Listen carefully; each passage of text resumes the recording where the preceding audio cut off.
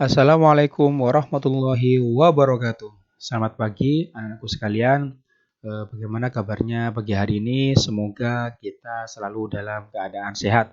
Oke, di sini berjumpa kembali dengan Pak Karim pada materi PJOK bab 8 yaitu renang gaya punggung dan dasar-dasar penyelamatan diri. Nah, nanti kita akan bahas secara tuntas apa itu renang gaya punggung dan bagaimana juga dasar-dasar penyelamatan diri ketika kita melakukan olahraga berenang, entah itu di kolam ataupun di danau atau yang lain-lain.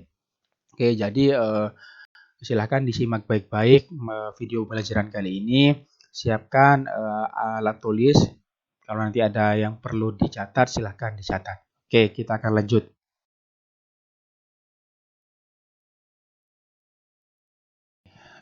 Baik, di sini kita masuk pada keterampilan renang gaya punggung. Oke, sebelum kita membahas renang gaya punggung, tentunya kalian sudah tahu ya apa itu renang gaya punggung.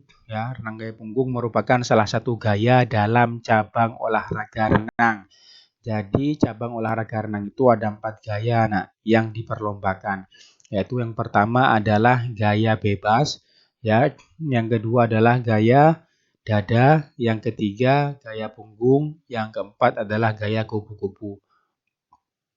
Dan keempat gaya tersebut memiliki cara atau gerakan yang berbeda-beda tentunya ya. Jadi untuk gaya bebas itu caranya sendiri, gaya dada atau gaya katak bisa dikenal dengan istilah gaya katak biasanya ya. Itu juga caranya juga berbeda, gaya punggung pun juga seperti itu dan juga gaya kupu-kupu. Jadi untuk kali ini kita akan membahas tentang keterampilan renang gaya punggung. Oke, yang pertama adalah gerakan kaki. Bagaimana cara melakukan gerakan kaki? Oke. Jadi pada gerakan kaki tersebut ya untuk renang gaya punggung tentunya kita harus tahu manfaat terlebih dahulu. Jadi manfaat gerakan kaki itu yaitu untuk mendorong tubuh ke depan ya. Mendorong tubuh ke depan. Jadi kaki digerakkan naik turun secara bergantian. Nah, gerakan kaki dimulai dari pangkal paha. Ketika kaki bergerak, lutut dan pergelangan, kaki harus rileks. Jadi tidak boleh kaku. Jadi gambarannya itu gerakan kaki gaya punggung ini kebalikan dari gerakan kaki gaya bebas. Karena gaya punggung sendiri itu memang nanti posisi tubuhnya itu dia terlentang. Kalau gaya bebas itu tengkurap, ini gaya punggung itu terlentang ya. Jadi posisi gerakan kakinya ketika melakukan ayunan atau gerakan naik turun itu juga kebalikan dari gaya bebas. Jadi anak-anakku sekalian, yang perlu kalian ketahui bahwasanya ketika melakukan semua gerakan dalam olahraga renang, kita harus rileks ya. Tidak boleh kaku. Kalau kaku pasti kalian tidak akan bisa bergerak dan juga bisa tenggelam ya. Karena badan kalian tidak rileks, badan kalian kaku, keras seperti batu, akhirnya ya nggak bisa berenang. Yang pertama poinnya adalah harus rileks. Oke. Terus yang kedua gerakan lengan. Nah, ini juga sama. Gerakan lengan dalam olahraga renang gaya punggung yaitu gerakan lengan berfungsi ya sebagai pendorong tubuh agar melaju ke depan. Gerakan lengan renang gaya punggung tahapannya sama dengan gaya bebas. Cuman bedanya memang gerakan lengan ini ya memang kebalikan dari renang gaya bebas ya, kebalikan renang gaya bebas. Jadi kita nanti telapak tangan itu harus rapat terlebih dahulu ya. Telapak tangan, jari-jari itu harus rapat agar apa? Kenapa kok jari-jari tangan itu harus rapat ya? Untuk memudahkan tangan saat mendorong di air ya. Agar apa? Agar tubuh akan melaju dengan cepat. Jadi sebagian itu anak-anak melakukan gerakan tangan, entah itu di gaya punggung atau gaya-gaya yang lain, itu telapak tangannya terbuka atau jari-jarinya terbuka. Jadi itu menghambat laju kalian ya ketika di kolam. Jadi lebih baik kalian itu jari-jarinya dirapatkan agar dapat meluncur dengan baik ketika di kolam. Nah, caranya seperti ada yang di LKS halaman 28. Nah, itu adalah cara melakukan gerakan lengan, yaitu gerakan lengan gaya punggung. Ada di LKS halaman 28 gambarnya. Oke, terus yang ketiga adalah posisi tubuh. Nah, posisi tubuh di sini tentunya karena kebalikan dari renang gaya bebas, tentunya posisi tubuh dalam melakukan gerakan renang gaya punggung ini ialah terlentang ya. Terlentang. Tubuh berada sedikit di bawah permukaan air tetapi tidak boleh terlalu ke bawah dari permukaan air. Tubuh yang sejajar dengan permukaan air dapat mengurangi gesekan dengan air. Dengan demikian tubuh pun dapat melaju cepat dan kalian bisa melakukannya dengan mudah. Ya, kalau kalian posisi tubuhnya itu agak ke bawah sedikit ya, tidak pas dengan permukaan air, maka kalian agak susah melakukan gerakan renang gaya punggung. Karena itu tadi tubuh ketika sudah berada di bawah air, hanya kepala saja yang ada di atas, itu kemungkinan tidak bisa bergerak lajunya, ya tidak bisa ke depan. Jadi hanya capek aja gerakin kaki, tapi tidak maju ke depan gerakannya. Kalau tubuh itu sedikit masuk ke dalam air. Jadi memang harus pas pada atau sejajar dengan permukaan air. Jadi itu adalah cara memposisikan tubuh ketika melakukan gerakan renang gaya punggung. Terus yang keempat juga ada pernafasan. Nah, pernafasan, ini gaya punggung ini merupakan renang gaya favorit ya.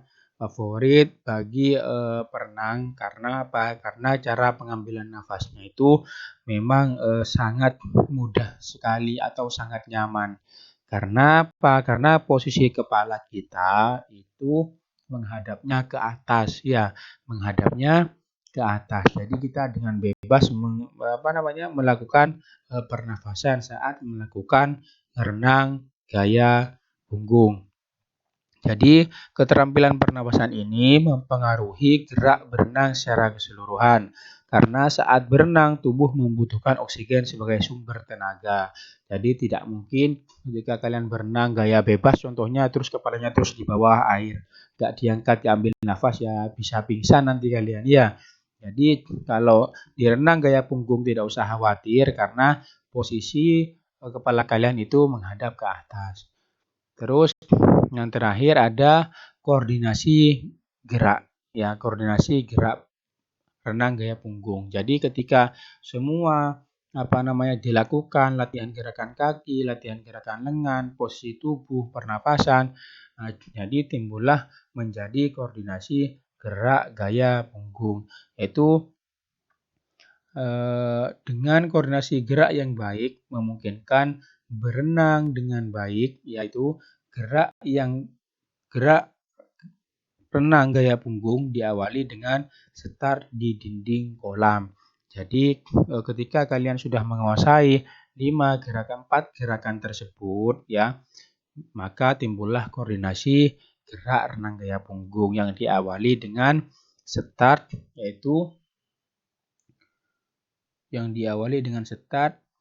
kaki ditolakkan di dinding kolam maka posisi tubuh terlentang selama berenang. Jadi contohnya seperti ini. Nah, ini adalah contohnya start.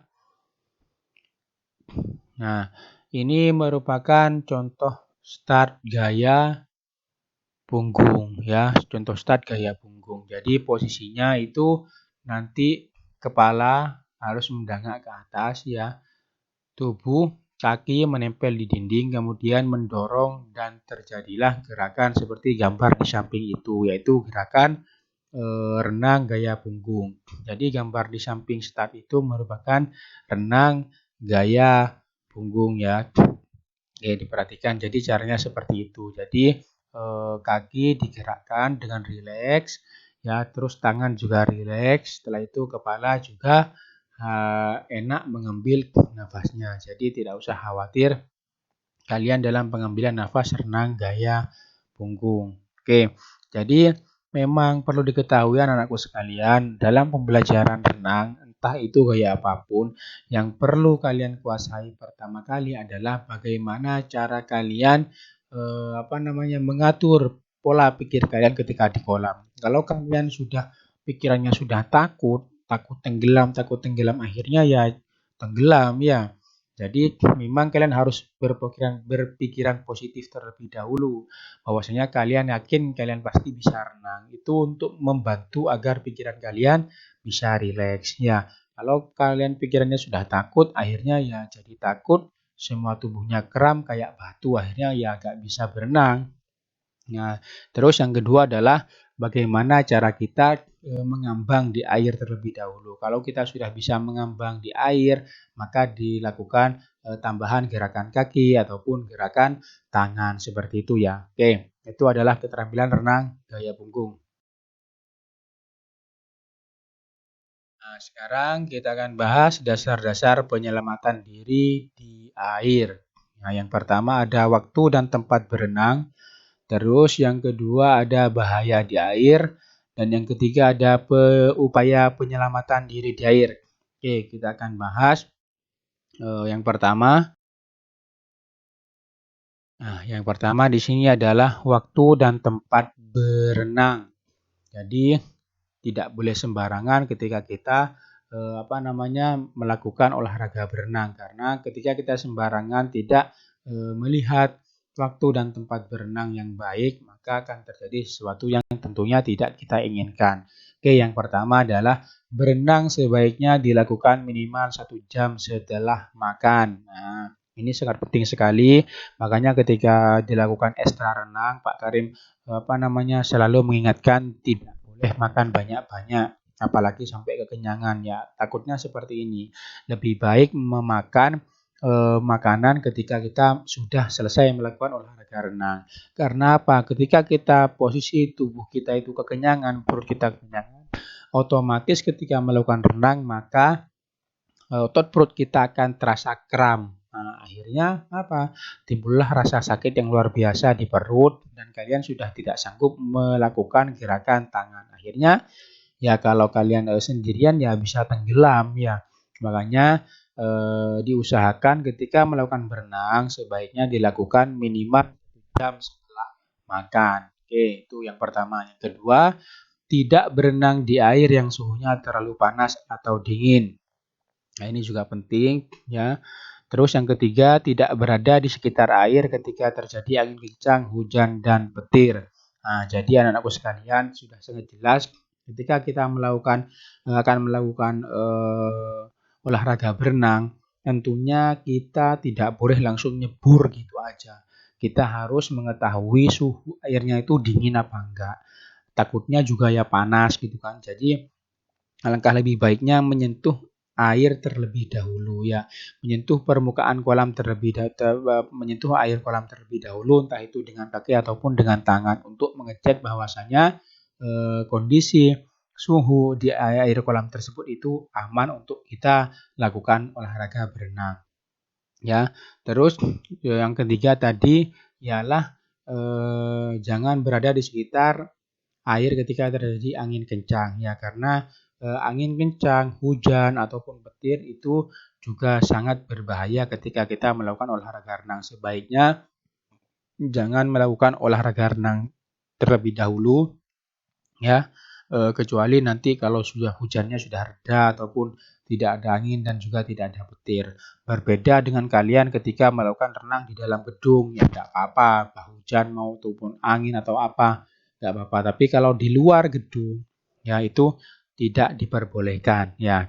Terus yang keempat, tidak berenang pada tengah malam. Nah, karena dapat mengganggu pandangan kalian. Jadi kalau berenang tengah itu Pak, kalau di TV-TV saya lihat berenang tengah malam itu nggak apa-apa. Ya nggak apa-apa, itu kan cuma di TV gitu kan. Itu kan cuma di TV. Jadi kalau sebaiknya anak-anakku sekalian tidak melakukan renang pada tengah malam karena pertimbangannya banyak sekali. Yang pertama itu adalah suhu airnya ya yang tentunya pastinya dingin.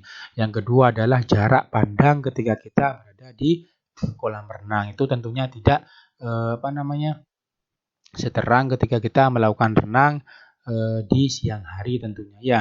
Terus selanjutnya ada tidak berenang di arus yang deras dan dalam. Nah, ini juga makanya Pak Karim tegaskan untuk anak-anakku sekalian ketika melakukan olahraga berenang, apalagi itu adalah pemula, sebaiknya melakukannya di kolam renang. Tidak boleh berenang di tempat-tempat contohnya seperti danau, sungai, ataupun tambak atau apa ya, karena kita tidak pernah tahu bahaya apa yang ada di sungai tersebut, entah itu dalamkah, entah itu arusnya deras atau gimana, kita tidak pernah tahu. Makanya kita cukup melakukan renang di kolam renang saja agar lebih aman. Oke. Terus yang keenam, air harus bersih dan tidak terkena polusi. Nah, biasanya ketika kita melakukan renang, air yang bersih akan membantu kita melihat ya, atau membantu pandangan kita ketika kita berada di kolam renang. Jadi tentunya lebih baik melakukan renang itu di air yang bersih ya. Kalau di sungai kan pastinya kan kotor ya, ataupun berwarna coklat atau airnya keruh.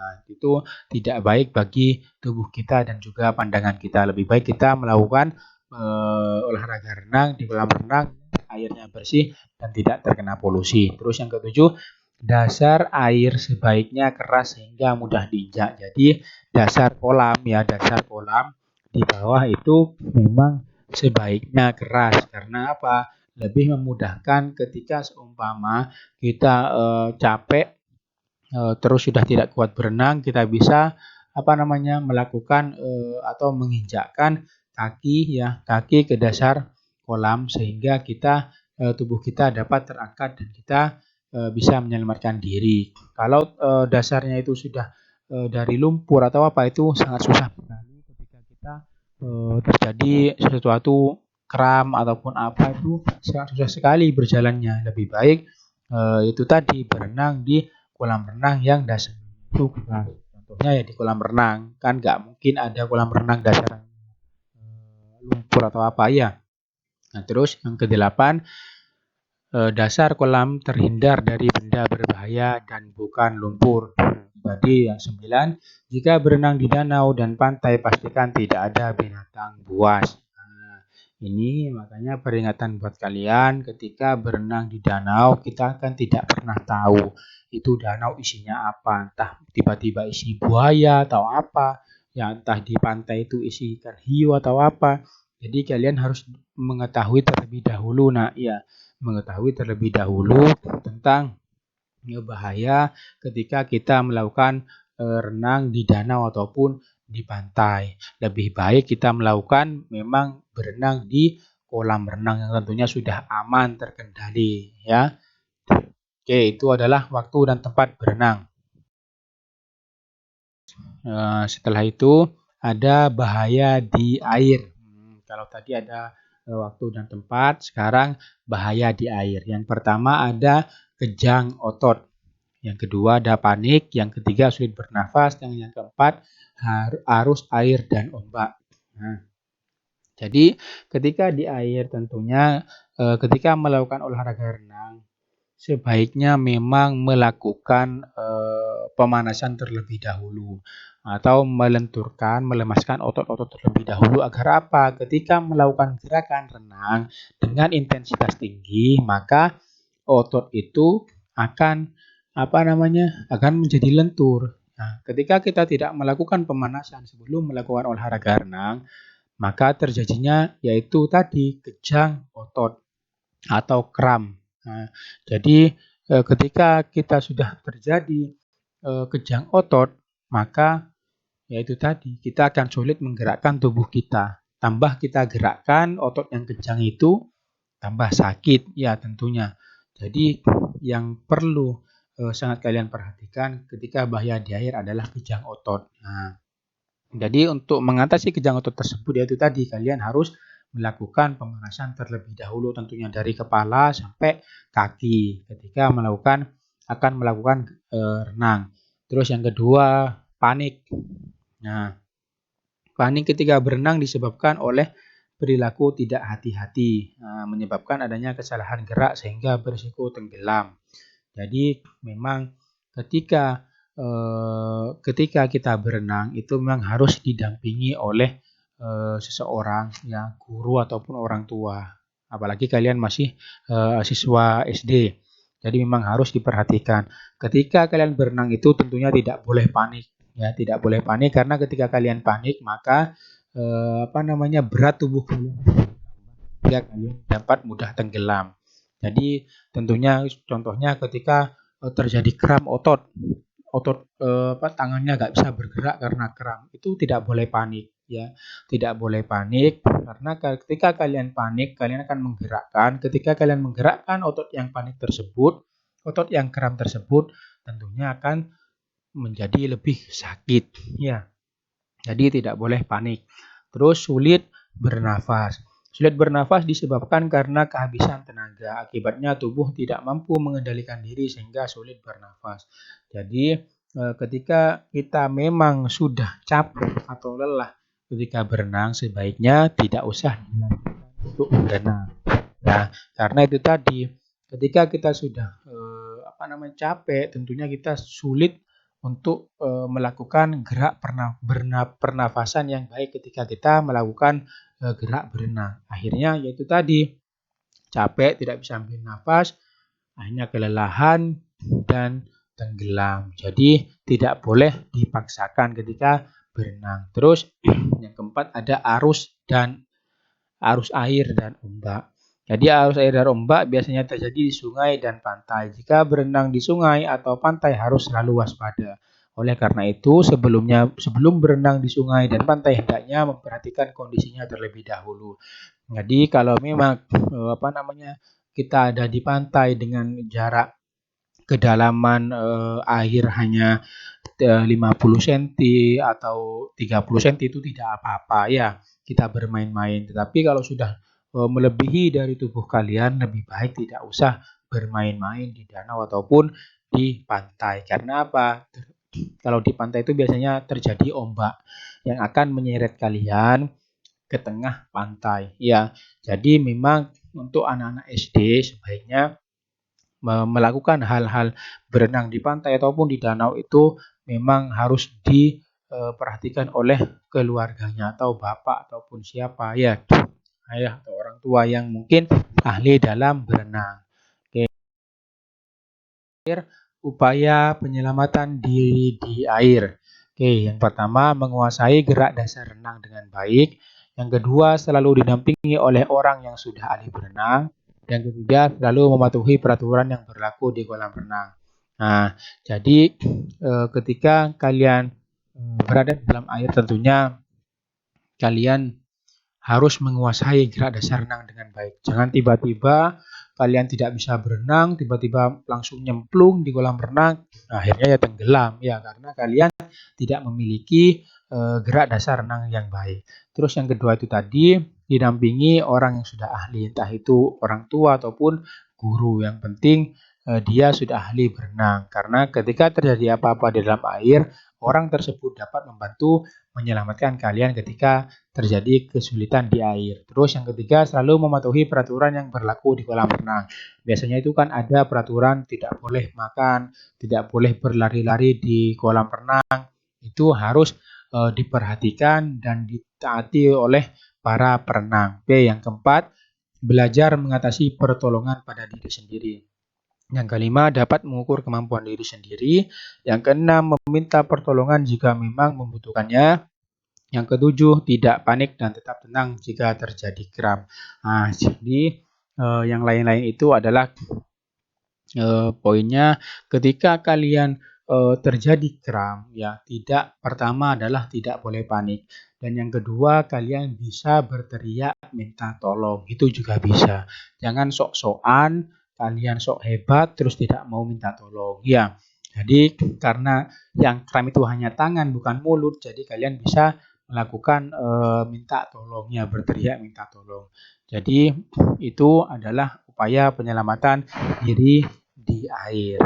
Oke. Oke anak-anak, jadi kita sudah bahas tuntas tentang materi renang gaya punggung dan dasar-dasar penyelamatan diri di air. Terima kasih banyak yang sudah menyaksikan video pembelajaran kali ini. Semangat terus belajarnya, tetap jaga kesehatan tubuh kalian dengan cara berolahraga setiap hari di rumah dengan keluarga secara mandiri. Oke, kalau tidak butuh untuk keluar, tidak usah keluar rumah terlebih dahulu, ya. Jaga kesehatan kalian, berolahraga dan juga mengkonsumsi makanan-makanan yang bergizi tentunya. Oke, itu dari Pak Karim. Terima kasih banyak dan wassalamualaikum warahmatullahi wabarakatuh.